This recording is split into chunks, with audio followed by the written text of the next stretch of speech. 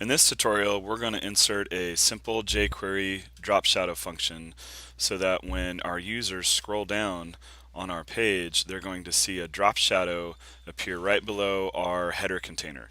And this will show and separate our fixed header with the rest of our content. It's just kind of a neat feature.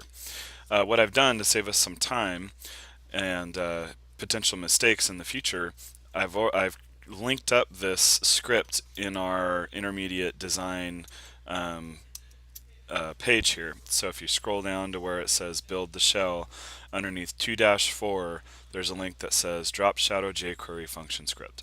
So click on that and it's going to pop up as a .txt file. It may want to download to your downloads, or it may open up as a web page.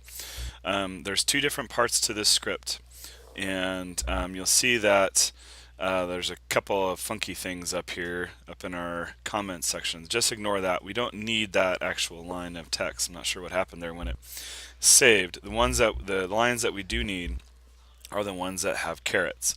So the top one here where it says script source jQuery, that is referencing the jQuery library, and this line goes into the head tag. So what I'm going to do is I'm going to highlight that line first and then Control C, copy that, and then toggle back over to our Dreamweaver, and right below where we have our CSS style sheet linked on line 6, I'm going to place my cursor at the end there, hit the enter return key, and then paste that right below that on line 7. Then I'm going to tab back over to that text edit file. Oops, excuse me, sorry, not that one. Tab back over to where that line is, and the next section that I need to grab is this other script piece down here. And this goes directly into our body, and this is what activates the function that creates the drop shadow. And we're going to talk a little bit about what this does here in just a sec as soon as I copy and paste it over. So I'm going to hit Control C, Command C, and then tab over to Dreamweaver.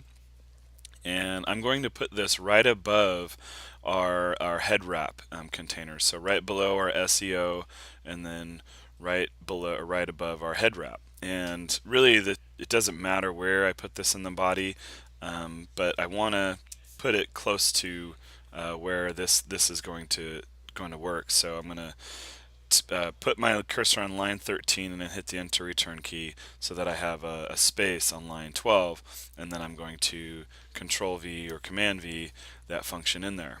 Okay, so I'm just going to show you kind of the basic idea of what this does. Okay, so on this we have on window basically scroll function. If the scroll is at the top, then don't do anything. Don't add a drop shadow.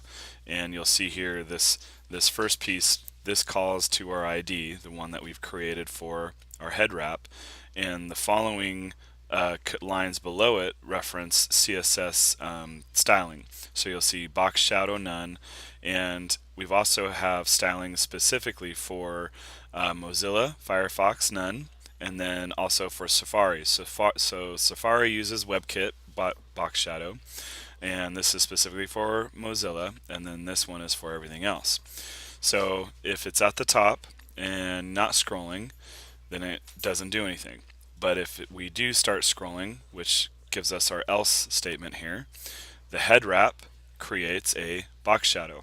Okay, so I want to show you the different values here of a box shadow. This is all CSS formatting here. Okay, the first value is the vertical value. So that means left and right. So if you want a left drop shadow or a box shadow, it would be a negative value. If you want a right box shadow, it would be a positive value. The second value is the horizontal value, so your top and bottom value. If you want a bottom value, it's positive. The third value here is what's called the spread. So the second value, it's a very small drop shadow. It's only 3 pixels big, but then the spread itself is what gives it that faded out look. So we're fading it out quite a bit with 15 pixels. Then the last value is the color. So you can choose just about any color that you'd like here. And just like the top here where we have Box Shadow, Mozilla Box Shadow, and WebKit, we have to add those same 3 lines so that our Box Shadow will work in almost every browser. Okay. Now, here's the deal. You're not going to be able to see this right away. So if we were to preview this in Firefox, you're not going to see it scroll because we don't have enough content yet for it to scroll. So as we start adding content and previewing it, we should be able to see that box shadow activate. And if it doesn't activate, then we've done something wrong, or maybe forgotten something in here if you change a value. Okay. The color scheme works just the same. So if I wanted to change this kind of a gray color here, I just back off and then type in the pound symbol and then type in a color. So it's not going to populate the color wheel for you. So you might want to look at some different types of colors in Photoshop, look at the numbers, and then pick those out. You could go with a gray, you could go with a darker gray, you could even go with a bright color if it matches your design, although sometimes using a bright color for this gets a little distracting. This is more or less kind of a subtle hint, a subtle feature for when your user scrolls down. Okay, so that's going to do it for the JavaScript piece. The next tutorial, we're going to insert our navigation bar, and that will complete our header.